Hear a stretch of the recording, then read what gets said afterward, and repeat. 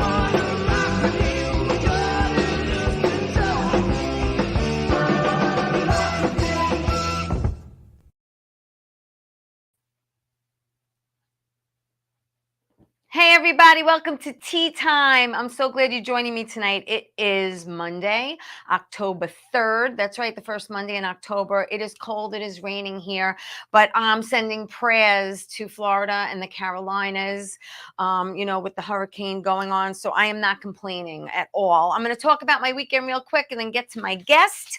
First, I want to say that it is Breast Cancer Awareness Month, hence the pink. And I think it's very important for any woman or men, because men do get breast cancer too. Self exams are very important. And if you have not had a mammography, please go get one. I know with COVID, a lot of people pushed off a lot of stuff, including myself. So that has to be done. Also, I want to wish my parents, Jean and Salvatore Canastracey, October 5th. They are going to be married 65 years. There's mom and dad. Doesn't she look like a young Liz Taylor? My mom was 19 and my dad was 22 when they got married.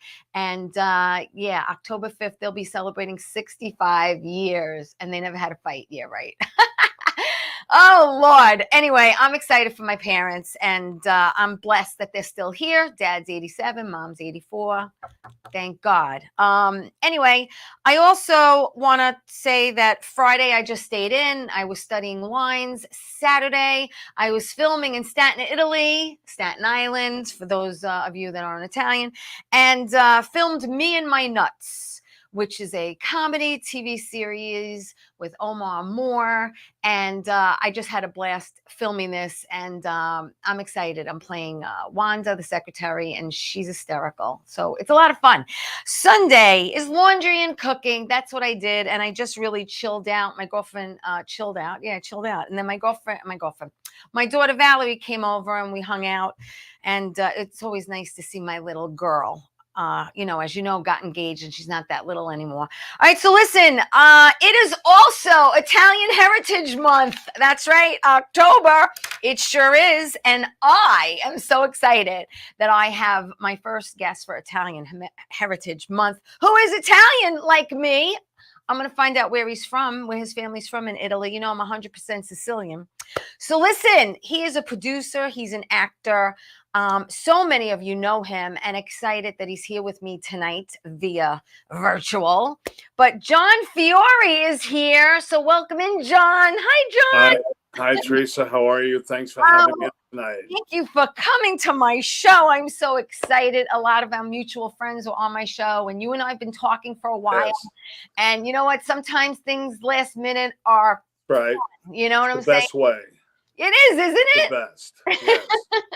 So listen, for those of you who don't know you, I want them to get to know you. I want to talk about this amazing career that you've had in this crazy industry of ours for the last over 35 years. You're originally from Boston, huh? I am. Yes, I was born in Boston, raised in Boston, still live there.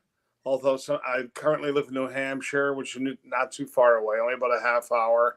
But basically, my whole life, I grew up in Boston, and I consider that my hometown still. Yeah, and you went to Somerville High School? Somerville, which is almost like a borough, if you will. It's a separate city, but it abuts Boston. It's like a neighboring city So very, very inner city. And then after that, where'd you go when you graduated? Did you go to was it Suffolk University? I went to Suffolk University. I tried to get a degree in criminal justice. I had never acted before, but bear in mind I was 26 years old because I had quit college and gone back. And when I went to graduate, the registrar told me I didn't have all the requirements. And I needed to take something, you know how they do that from the columns. Yeah, the core courses. As a course. So I said, you know, I want to get out of here. Obviously, I'm 26 years old, still in college. And acting was in this column. You know what I mean? So it's like public speaking. I'll take acting. And I took it. Really? And it set me off on this journey that I'm still on. It's very weird, but yeah. It's amazing. So out of college now, so you go into acting now. I mean, in your entire life, did you ever have that burning desire to act, or be on TV, or look up to maybe an idol that you grew up looking at, like maybe I don't know who you. I know for me, I love James Cagney, and I love the old actors. Yeah. I mean, I did. I liked, like, say, Clint Eastwood and Charles Bronson, all those guys. De Niro, of course, in the early days, all that stuff. I liked it. And now when I was younger, I messed around with an 8mm camera, so I had little things within me that made me want to, think about it. But then I lay dormant for many years. I didn't really think about it as a viable option to do anything. I was a court officer. I worked in a court for about a year. If they didn't lay us off there, I may never have done this, because they laid us off. Then I went back to college at night. Right. So you just don't know. There are no accidents in life, John.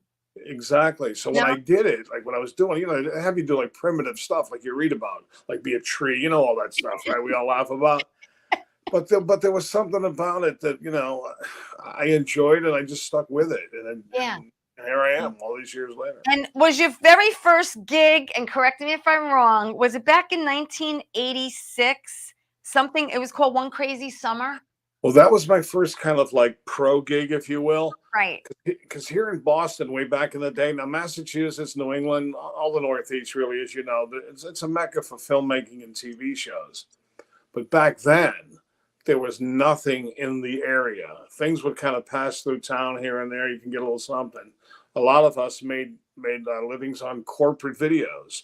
They were under SAG jurisdiction, so it was like a SAG gig. Right. There were plenty of commercials around. Yeah. So we did all that kind of stuff, and it was a treat to get something like, say, One Crazy Summer, which was a real movie. Right. And everybody's familiar with Cape Cod. We get to go down Cape Cod. They put you in a hotel for a week. Yeah. And you think, well, I've arrived, I've made it. I mean, I didn't do much in the movie except to get drunk and have a great time. And you think like, hey, I'm in this movie. They gave me the hotel. I got per diem. So that was kind of like my first real thing. Right. And before that, did you do any kind of, I mean, you mentioned corporate stuff, but did you do any kind of like local commercials and stuff like that? I did plenty of commercials. There were quite a few of them here back in the day. Did some theater. So between everything, you're able to carve out a little living. Right. Because if you said back then, I'm an actor in Boston, they'd go, what do you mean? What do you do? Because if you weren't into it, you didn't understand that all this corporate stuff existed. Right. Like training videos and Yeah, because a lot of people think New York or LA. There's like nothing in between.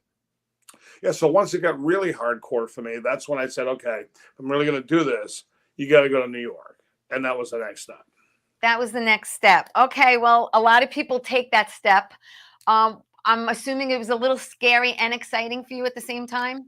It really was, because back then, of course, I mean, we can't even picture life without a cell phone, right? You'd be driving, looking for payphones. You had your payphone stops along the way. Yeah. You'd have a New York answering service for us guys here in New England, right? You didn't want them to know you didn't live in New York. You didn't want them to know anything about you. We made up addresses. They said, what's your home phone? I go, I'll give you the answering service. So we'd stop at these payphones, and you would check your answering service, and the guy would say, hold on, and he'd go check your box to see if there was anything for you. Wow. All clear, all clear, all clear. And then they go, oh, we have a message for you. And that's how we did it. And then you just had to deal with the commute. we need you here tomorrow at 10 a.m. Yeah, sure, no problem. And we'd get up 4 or 5 in the morning, drive down. Wow. And do it. And yeah, it was a trip, man. It was something. I mean, did you ever physically live in New York for a long period of time? I have lived in New York. I've had several sublets over the years, not so much lately, but I kept many during the various things I've done. 2 or 3 months, 4 months, 6 months, like that. I used to do that quite a bit. Wow. When I got in the swing of it. How long did you do that kind of commute from Boston? I must have driven in my car back and forth on the same day, mind you, 400 times. Wow. To really get, as you know, in this business, the batting average is not tremendous. Yeah. Usually for big fat no. Right. And you would drive home, as long as you could drive home with that feeling like, ooh, yeah, I might get this. Yeah, that was enough to get you home. Yeah. Instead of saying, oh man, I drove all this way for that. That was really bad. Oh, that was a tough ride. Yeah. Because a lot of it's out of your control. All you can do is control the couple of 2-3 minutes you're in the room. You do it. You want to feel good about it and go, hey, I did my thing. If they want me, they want me. If not. Yeah. But that's how it was, though, Yeah. Yeah. I mean, kudos to you, because listen, you have to have a lot of passion in this industry, and you really also have to believe in yourself. And there are times, and I'm sure you've had them, where, as an actor myself, I say, why me? Why me? And then I have to turn it around and say, why not me? Why not? Exactly right. You know what I mean? Absolutely. And I think that's what keeps you going, because we have these lulls and these highs and these lows, and it's a roller coaster like a marriage. You know what I'm saying? You have your ups, you have your downs. Yeah, no, that's the true. Bots, It really is. We've all been tempted to throw in the towel. Sometimes maybe, like, say you had a prolonged period of not doing anything, you may as well have been retired. You know what I mean? You go, well, I haven't done anything in months. And then boom, boom, boom, you get a bunch of stuff. Right. This is all my younger. It's like feast and famine sometimes. Yeah. So, as the years have gone by, I've reassessed it. Not so much consciously, like a big decision I'm sitting down reassessing. Right. I'm at a stage now where whatever will be, will be. I'm not too zen, but when it comes to this stuff, I have become that way. Whatever kind of happens, happens. I get an opportunity. If I like it, I pursue it. I try my best always. Right. If it doesn't work out, it doesn't work out. I don't feel like I'm missing anything. Yeah. I'm not eager to do a lot of stuff for the sake of doing it. Right. You know what I mean? Yeah. So, yeah. No, I totally get it. I totally get it. And you know what we're gonna get? We're gonna get my first commercial break right now. So you stay where you are. Everyone will be back really quick. Don't go away. Just stay there. We'll be back with more with John Fiore. Don't go away.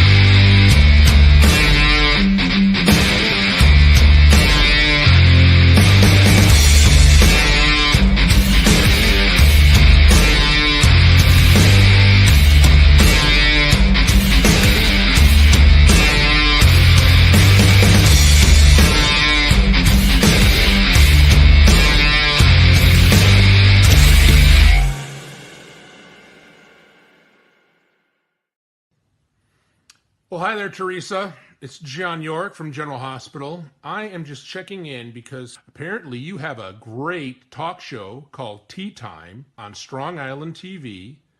I want you to have continued great success and have a lot of fun. It sounds like you're having a lot of fun, and that's pretty much the key to everything, isn't it? So continued success. I'm proud of you. Have a great day, Teresa. Bye.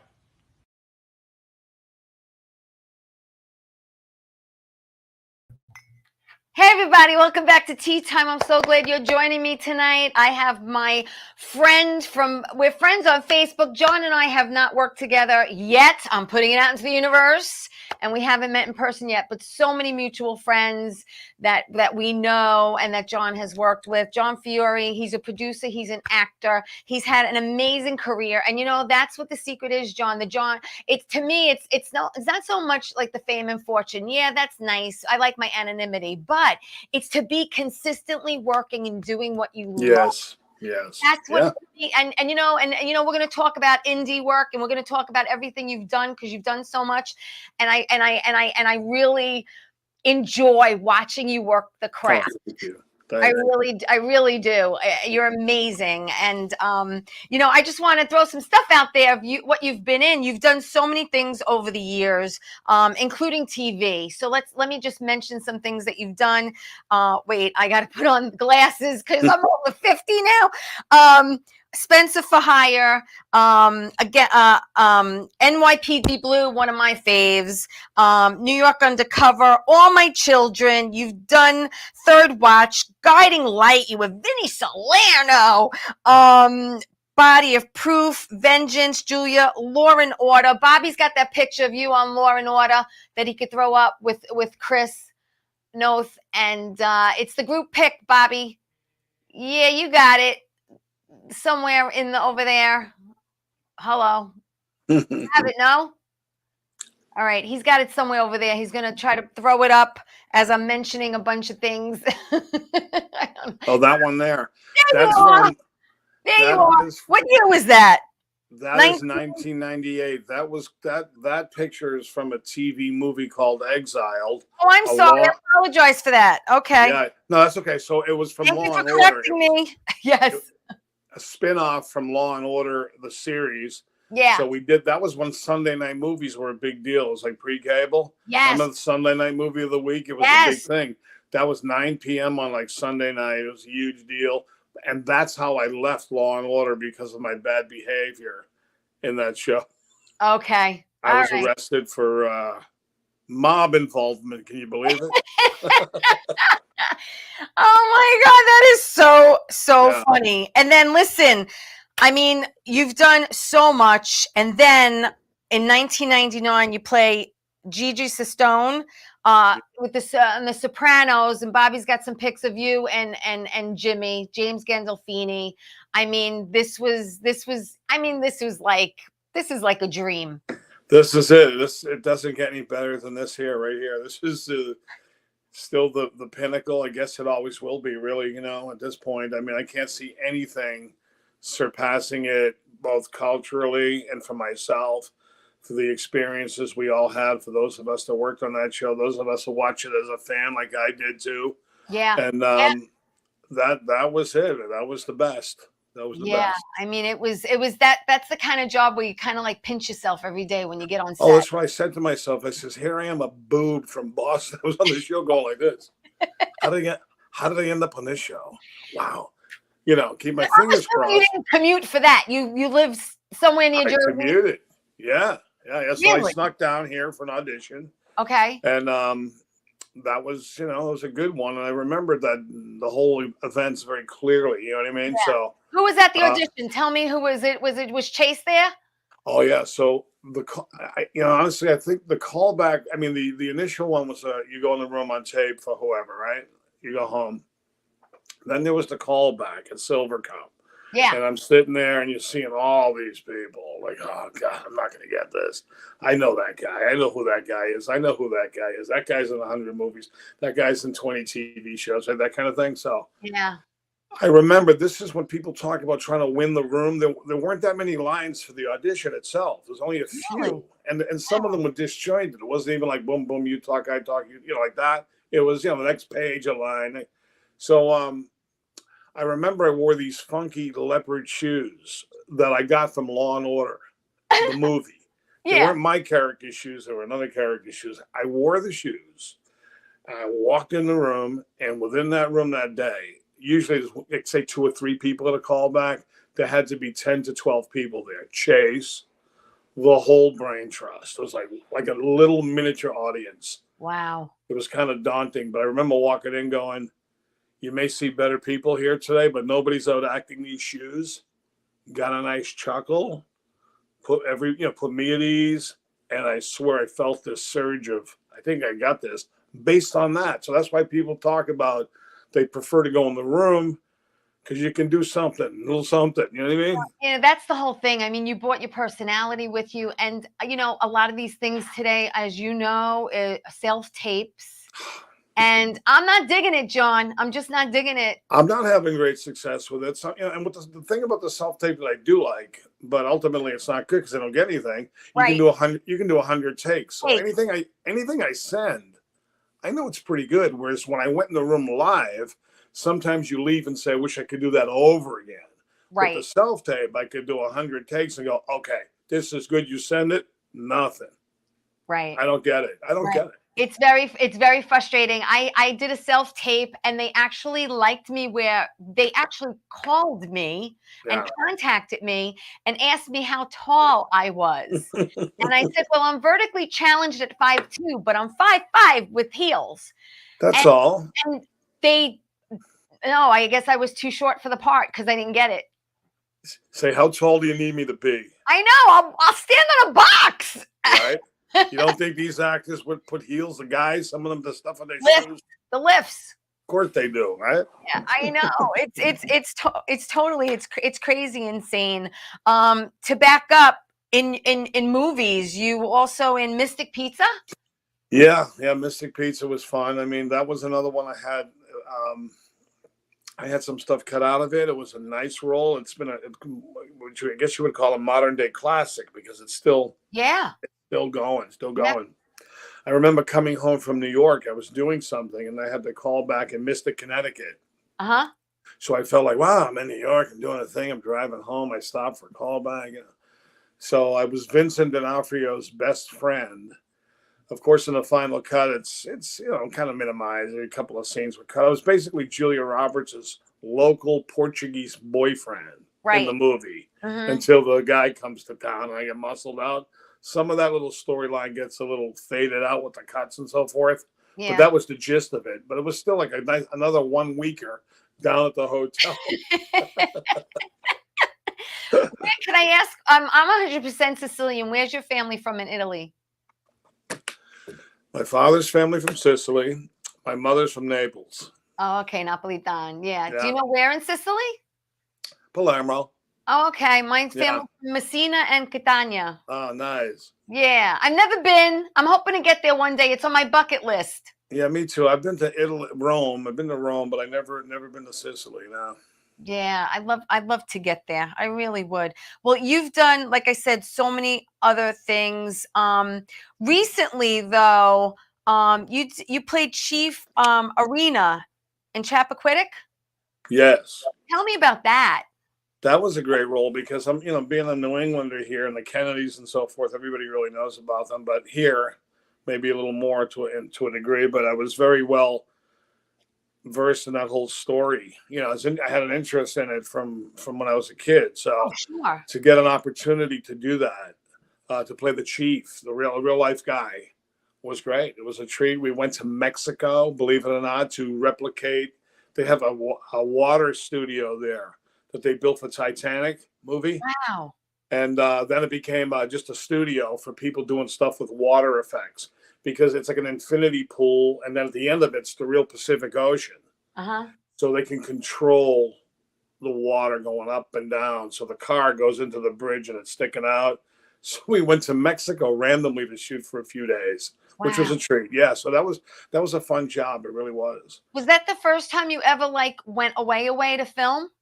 No, actually, I went to Rome to shoot. I went to England to shoot before. Okay. So a couple of times, 2 or 3 times. All right, so you've done some. I mean, that's nice. I mean, really, I mean, it's always nice. Well, I like to travel, so some people. Me too. Some people don't. Also, I wanted to talk about the Family's Feud. We have to talk about the Family's Feud. Of course. He has a picture of that. I had Bruce on the show. I had Stu on the show. I had Joe on the show. I had Louis on the show. There's the poster. Paul, Artie, Willie, everybody's in their mother is in this. And I have to tell you, it is a comedy. And I got a kick out of watching you. Friggin' you that one line when you say speak, I almost wet myself. It was, I swear to God, I was dying. How fun was that movie? Oh, we had a ball. I mean, you know, shooting a movie and doing stuff with friends, it doesn't really get much better than that. To be with guys you feel really comfortable with and being relatively close to home and whatever, wherever we are. It was beautiful. Rhode Island's kind of in between us here, and that's kind of my second home in many ways. But yeah, it was great. We had a great time. They're still, you know, putting like little flourishes. It takes a little bit. I saw the whole thing. I met Yeah. I met Stu and Paul was there and Artie and I was able and I was blessed to have a private viewing and I think it's great. Yeah, It's I know good. they're tweaking a few things and they're doing a few things, but I mean, Yeah. I laughed out loud and I loved it. I think Oh, you good. know, you agree. Yeah, I think it's gonna. You like doing comedy? Is it a good Oh, I switch up do. for you? Yeah, I do like doing comedy because, you know, early in my career with these agents I had in New York, I'd see all these sitcoms happening, and they go, "We don't see you as sitcom." I go, "But I am though." Hey. But you see, they didn't want me for that. One agent said to me, "The way you see yourself and the way the business sees you are two different things." I went, "Oh, okay, whatever, all right." Right. So as far as comedy goes, that's why some of the stuff I've expressed myself on social media and doing a little stuff is, we'll call it a comedic expression or whatever you want to call it. The Yeah. movie I produced, Meet the Mobsters, years ago, that was a comedy. I enjoy doing comedy. Yes. So, you know, I look for opportunities to do it if it's the right thing for me to do, you know? Yeah, Meet the Mobsters you did in 2005, right? Yes. Yeah, you did. And then 2016, you did Patriots Day, Person of Interest back in 2011.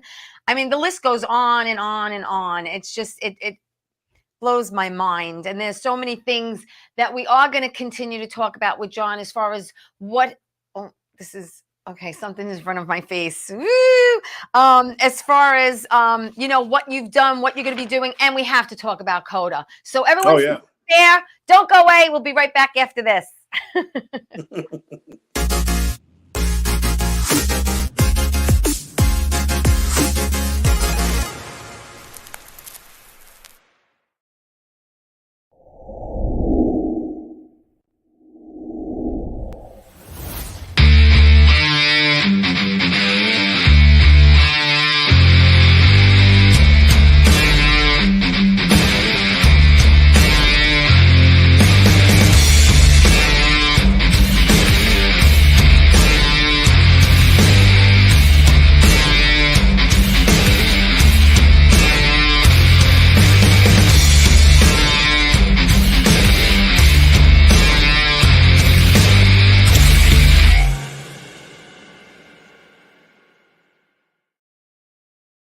How you doing? It's Sal the Voice Valentinetti. Why are you watching me? You should be watching Teresa Canastraci Tea Time with Teresa Canastraci Farrell. And make sure you follow Teresa on Facebook. Tea Time with Teresa Canastraci Farrell. We'll see you there. I love the way you say my name. I love.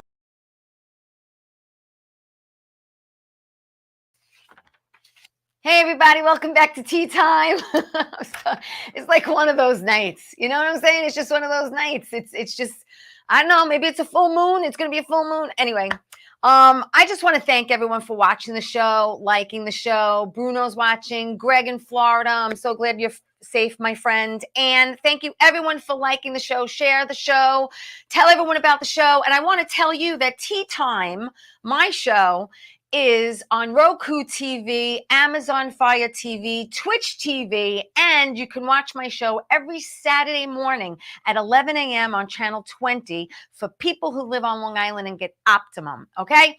So that's my rundown, and I'm going to get John Fiore back with me because he is an actor, he is a producer, he has this amazing career for over 35 years, just working it. The man's played mobsters, he's played detective, he's done comedy. Is there anything that you haven't done yet you want to do? I don't think I've been a politician yet. Maybe Oh no, we don't discuss politics. I say politics. I don't say politics. the sleaziest of them all. I haven't been one of them yet. Oh man. So maybe you'd want to play a politician? Sure, a nice corrupt one, like they pretty much all are, right? See how Yeah, bad I am? yeah, it's true. It's true. But it gives you something to look forward to. Yeah. I want to talk about Coda. Let's talk about Coda because listen to me. I have a love for indie films. I've done a lot of them. I'm still in the process of doing them.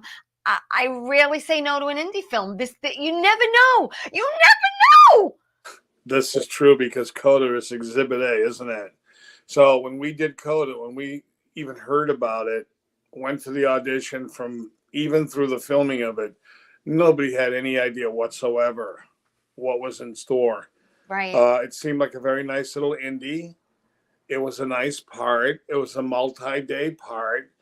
The director seemed great. It was all good. Great location in Gloucester, Massachusetts, which is on the ocean.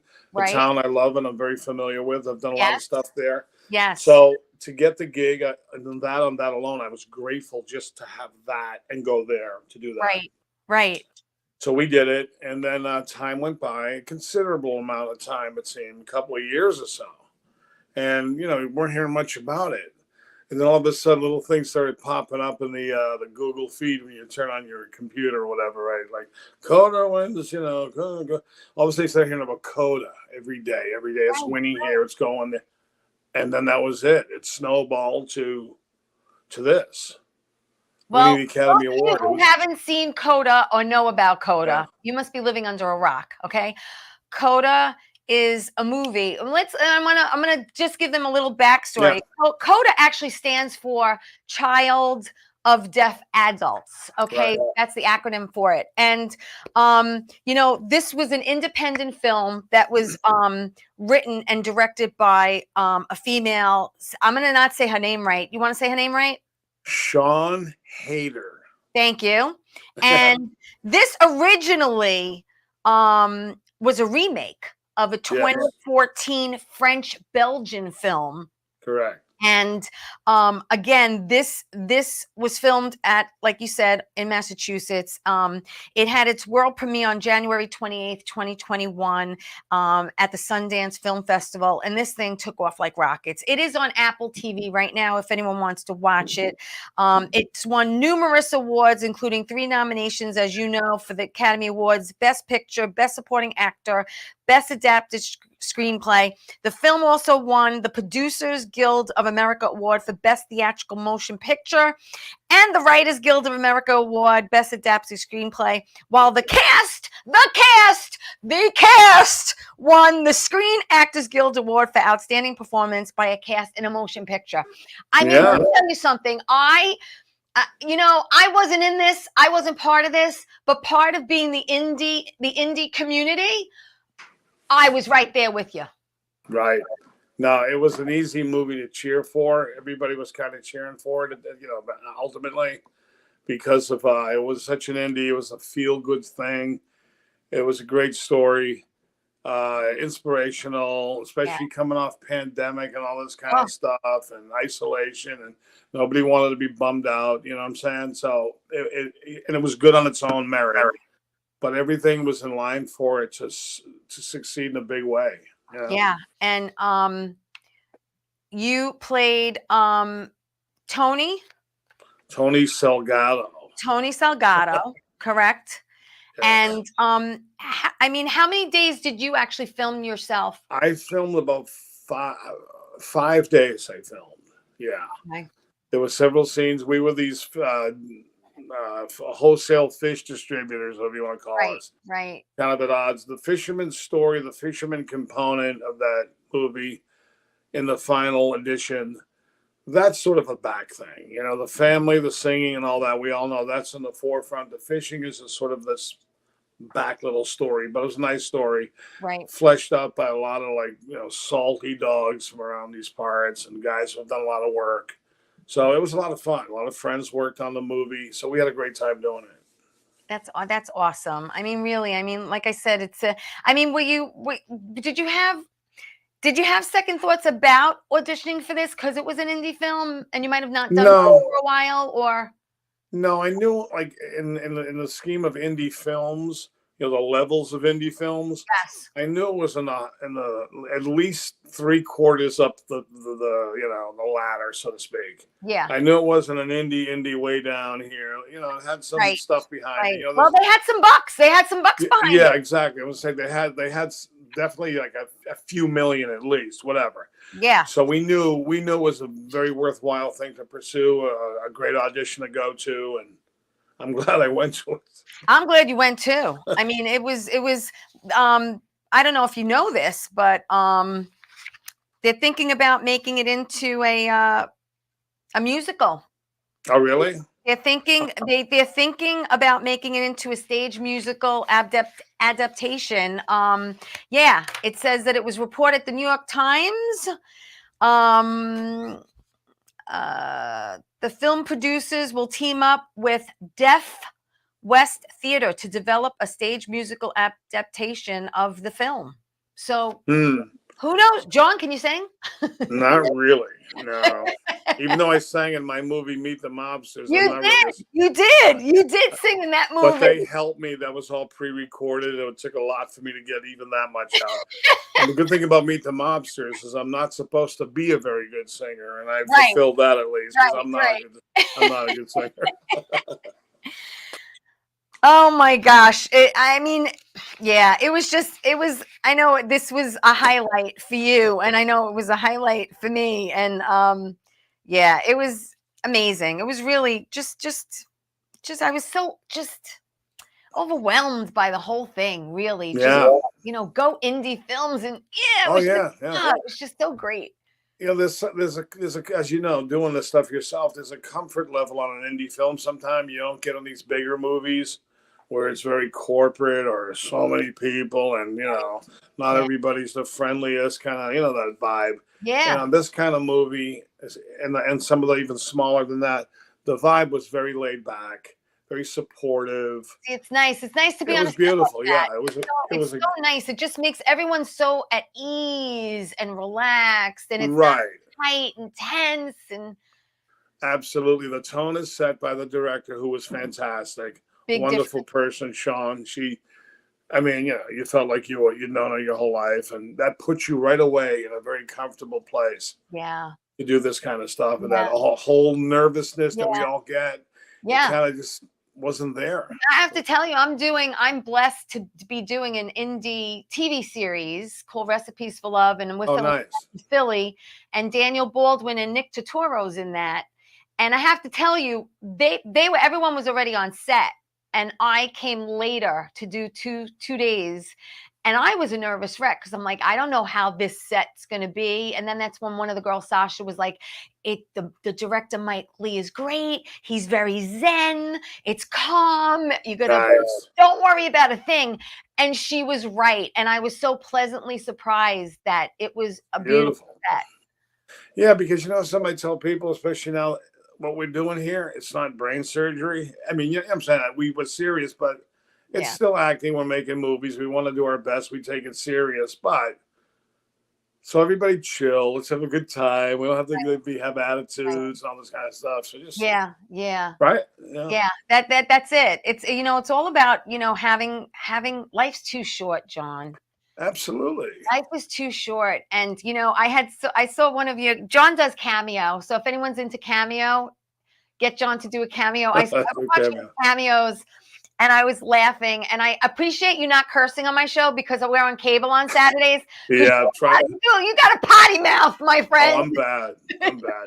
Some of the Cameo people, they want you to swear at them. They do, because they used to that character. Right. They used to, that soprano character that you had. Right. But I was watching some of them, and I was getting a kick out of them, ranging anywhere from a happy birthday to someone beating cancer, which really touched my heart because my brother just beat esophageal cancer. Wow. And I relate it to that one, but it's also you had said something about as we get older, you think we mature, and that how sometimes we're even immature. And I have to tell you, we're our ages that we are, but mentally we don't age as fast You as our don't. bodies. You really don't.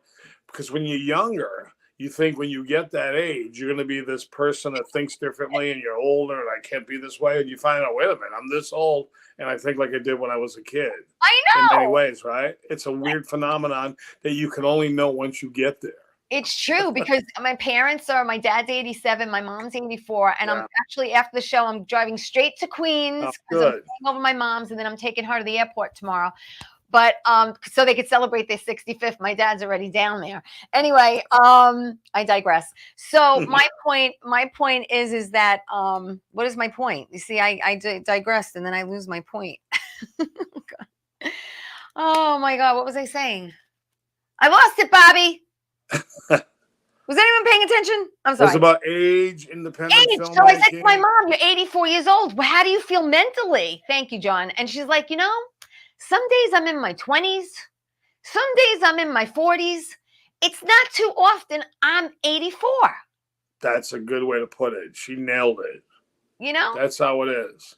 I don't even want to say how old. 87, he's like, I get out of bed every morning, I shake my body, and if nothing falls off, it's a good day. Right. I mean, I'll just say this. I'm in my 60s. That's all I'll say. And I'll say, I know how old you are. I'm not going to say how old you are, but I'm going to say you look great for your age. And you don't look your age. A nice night job takes off for a few years. I'll do the same thing. Why not? Why not? Why not? All right. Listen, John, on that note, we're going to take my last commercial break. When we come back, we're going to talk about what you're working on now, what you have in post, what you have in pre, and then I'm going to tell everyone how they can follow you and watch you. Not to help you, but know what you're doing. You know what I'm saying? Okay. Yep. Sure. All right. So stay right there, everybody. We'll be right back after this. Don't go away.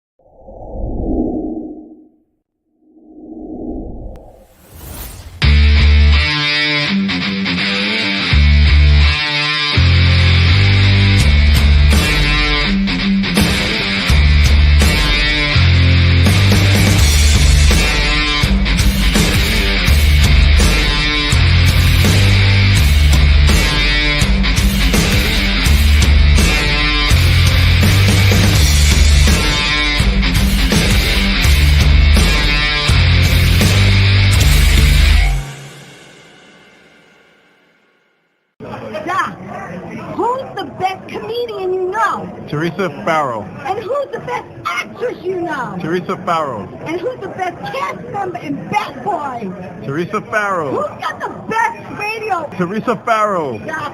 Who's your favorite Gimme? Teresa Farrow. Who are you loving right now? Teresa Farrow. All right, Duck. I love you too, baby. Love you as always. Thank you. Hey, welcome back to Tea Time. Thank you, Doc Gooden. Thanks to Sal, the voice, Valentinetti, and John York from General Hospital, giving you all those shout outs and saying those very kind words about me and my show. Sal I've had on, Doc I've had on, John York, he's in LA. I'm trying to get him, but I did have on Carolyn Hennessy from General Hospital, so we'll see what I can do. I am so excited, delighted. John Fiore is on my show tonight. John and I are friends on Facebook. We have so many mutual friends. He's a producer. He's an actor. God willing, I'll get to work with this very talented man one day, and he's going to make me look a lot better than how I act. Anyway, John, you have so many things in post. You have so many things pre, and we're going to talk about everything. So tell me about some of the things that you were doing either during COVID or right after COVID, and things that you have coming up. Well, Frank Santarelli and I, who played Georgie on The Sopranos. Yes, I'm friends with Frank. Yeah, Frank's a great guy. Good, dear friend of mine. We're collaborating on a sitcom we're doing together in the vein of Curb Your Enthusiasm-ish, where we kind of play versions of ourselves. Anyway, that's something we're onto very seriously. Yeah. And maybe, we'll see what happens the next few months with that. But that's something that takes sort of the main focus right now of what I'm doing. Yeah. So that's over here. I do a podcast called the Yes, Be a we're Man do a Experience. podcast. A Be a Man podcast. Yes, it's comedy, it's tongue in cheek, it's silly, it's guy stuff. I It's listened all to over the it place. and I laughed. It was great. Yeah, my friend Harmon, we call him. We don't want to give his real name, though people could probably find it. He is Be a Man. Yes. He's the guy. So I'm co-host with him Yes. on this podcast, and that's a lot of fun. He's got a book coming out. I read the book on tape, the Audible book. I'll be the reader of it. That'll be out November 1st. That's going to be huge. The pre-sales are through the roof with that book already, and that podcast can be heard on like everywhere, like Apple, Spotify, you name it. It's all over. Yeah. And when is that on? Is there a specific time or date? We release every other Wednesday. Okay. But they're all there. So if somebody jumps on, they got about 35, 40 of them to listen to. Yeah, they want to go through them. Yeah. That's awesome. It sounds, I mean, I'm listening to it and I'm laughing. Yeah, that's great. It's pretty But it must be really fun to do too. Well, it's great. We have a couple of beers, we loosen up. You know, we talk about a lot of stuff from our perspective of our age. You know, how things used to be, when we were kids and how it is now. And we kind of go, we have a tongue in cheek a lot of it. Manly stuff. It's manly stuff. Yeah, we have a good time doing it. Yeah. That's fun. That's fun. Tell me about you did a movie with my friend Robert Lizardo too. Bobby, you want to put up that that pic? I don't know. Bobby's gonna throw it up. I trying to remember. Oh, it must be Z Dead End. Yeah, Z Dead End. I have Robert on the show too, Robert Lizardo. Yeah, they're still putting the finishing touches on that, I guess, too. Yeah. Or whatever. So that was something that was done. Yeah, that's it. Yep.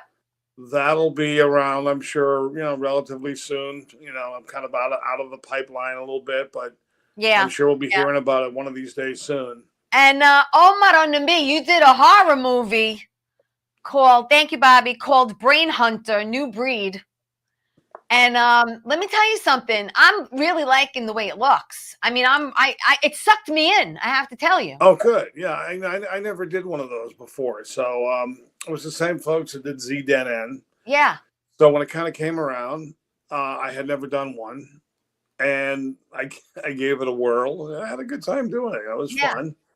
And I mean, like I said, it's a genre, as you know, it's very popular. Yes. It's something that I never was really dialed into myself. Right. But I said, let me try this for fun. Yeah. I like the people, so I had a good time doing it. I'm glad. I mean, I liked it. I liked what I saw, and I liked the whole thing, and it was there's so many different genres out there, and I mean, I kind of like them all. It's not like I have, I tend to stay away from one or the other. I like everything from musical theater to horror films to sure. I like everything, as long as it's good acting, it's entertaining, it's got a good storyline, it goes somewhere, I mean, I used to watch the soaps, and then I got to work on a soap for a long time. I watched Let's talk about soaps. You on All My Children. I did that. On The Guiding Light. That was my big one. That was my a long running gig for me that came kind of post Soprano. Yes. So it was nice. So what the Sopranos did in many ways, as bummed out as I was to leave it, to be written off the show, of course. Who wants to be written off, especially that way, the way I did, guess you didn't like reading that last script. Oh, no. So he called me and told me about it. So before I got to read it, but that was a bummer, of course, right? Yeah. So then as time went on, though, I got a direct call from Guiding Light, and they just gave it to me. They gave me this great... You didn't have no audition? Not at all. Don't you love it? Oh, it was fantastic. And it was a big, big storyline. And the IMDb only has about 39 listed. It was like 80-something episodes. Wow. Spanning about 2 or 3 years. One in particular, one stretch was like a 50-episode year. Then it kind of came and went. Yeah. But I went from being a capo on Sopranos to being the Tony Soprano of this town, Springfield, USA. Right. Yes. And it was a great learning experience because I know people that have done it, they plop down these scripts for the week in front of you. You get 5 scripts. You go, I can't remember my first name. And you see what you got for Monday and then what you got for Tuesday. And it's just, but somehow you do it. That's what I was going to say, John. How'd you do it? Because I know in the soap industry, you have a lot of lines to learn in a short amount of time. You just had to do it because you couldn't bear the thought of going there with all those people looking at you saying that the guy doesn't know his lines. Right. So somehow, by miracle, something within the brain kicks in that you start to know these damn lines. And then once you get in the groove of it, it does become easier. Like now I'm not in the groove to know that many lines like this. Right. You know? I Right. mean, I'd have to train myself again to do it. Yeah. And then one of the other good things too, sometimes the lines, you know how slowly they move. There's a little kitty running around the table here. I'll show him off. The lines are similar. Yeah. So you do the lines on Tuesday, you go on Wednesday. You said, did I say these on Wednesday? And then you look back and forth and you go, this is just so similar. Right. Because they're trying to catch everyone up in case they miss. Yeah. Right. Just But to it was that storyline. Yeah. Yeah, and it felt good. I mean, so The Sopranos were still going gangbusters, just hitting their peak. And Yeah. you disappear into the world of daytime TV. People think you're retired, you're gone, or whatever. Did you ever work again after The Sopranos? You go, yeah, I've been working for 2 or 3 years on this soap, but nobody knows it unless they're dialed into it. Right. You know what I mean? Yeah. Unless they're into that thing, they don't know you're out there. That's the whole thing. There aren't too many soaps left, and GH has been around forever. It's still on, and but it was for me. It was Channel 7 all day. You had Ryan's Hope, All My Children, Right. One Life to Live, General Hospital, and Edge of Night. Edge of Night, that was a good one, right? That even sounds good. They should bring it back. Edge of Night, I like that. Oh my gosh. What about the Mick and the Trick? Can you tell me anything about that? The Mick and the Trick is they're done with it. I heard they had a screening in Pennsylvania. I couldn't make it. I heard it went well. I got a nice little bit in there. I haven't seen it. I heard it's pretty good. It looks great. Tommy DeNucci directed it. Great director. A lot of great movies under him, before him happening. He's fantastic. Cast was great. So I had a good time doing that. Right. And what about Down the Shore? Is that with our friend Ronaldo? That's what I wanted to mention with Jonathan, Ronaldo. I had John and Ronaldo on. I worked with John. Those two guys, and that was going to be one of my main plugs, to work with those two upcoming. Those two guys, I love them. Yeah. John, they've got something special on their hands. They do. And we're going to be very excited to do that. I think that's going to be, I think that's going to make some noise out there. I really do. Yeah, I'm excited for that. I had them both on my show. I've worked with Ronaldo on another movie, and I love them both. And I'm, hoping to join you on that too.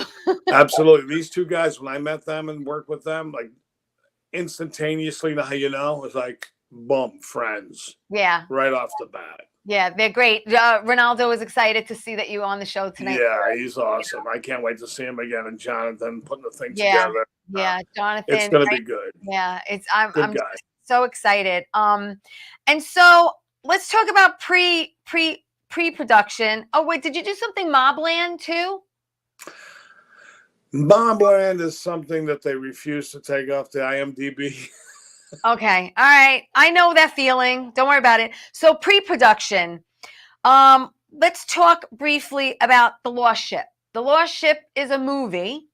Yes. And filming is supposed to start. Filming got pushed back. They were supposed to start in November, and now they're going to be starting a little later. I know you're in it. Paul Bourget is supposed to be in it. Bruce Sochi is supposed to be in it. Tony Farrow is supposed to be in it. I'm supposed to be in it. There's a lot of people who are supposed to be in this, and it's supposed to take place over various places as well. We're supposed to all have our passports ready, and hopefully this gets off the ground. And again, looking forward to working with you. Yeah. So I'm going to be in India when I shoot my piece. Yes. Where are you going? Do you know? I think I'm going to be in LA. I don't know if I'm going to be in India. I don't know yet. I have to talk to Askar and see what he tells me. Things kind of like change. But I'm hoping, I don't know. We'll see what happens. Hey, my passport's ready to go. So's mine, baby. Bags are packed. The suitcase is packed. The passport's right over there. I can leave right now. That's it. What about pushing evolution of the hustle? Can you tell me anything about that? Oh, that's my dear friend Brian Davis out in Oakland, California. He's putting together something pretty special about this. I love the title. Oh, it's fantastic. He's done so much work on it. Brian's the best. I had a great week with him out there. We did some kind of setup stuff and proof of concept. And yeah. We shot a bunch of stuff, and he's got something really special. He's got such a deep layered story. Nice. It goes back years and into the future, and the origins that even take place in other cities in the USA. Wow. Both reality with some kind of fiction mixed in with it to create this canvas that I'm really excited about that one. I am so excited for you, John. And you know what? I'm excited that you spent this 55 minutes with me. Our time is up. Can you imagine? It went fast. Doesn't it go fast? Listen to me, my friend. You are invited here anytime you want. Thank you, door is Teresa. open to you to discuss anything you want. I just want to tell people, follow John. He's on Facebook. It's John Fiore. It's Fiore. Okay. Yes. And also he's on Instagram as real_John Fiore. And he's on Cameo. So look him up for Cameo because that's a lot of fun. And you could surprise people with the message from John.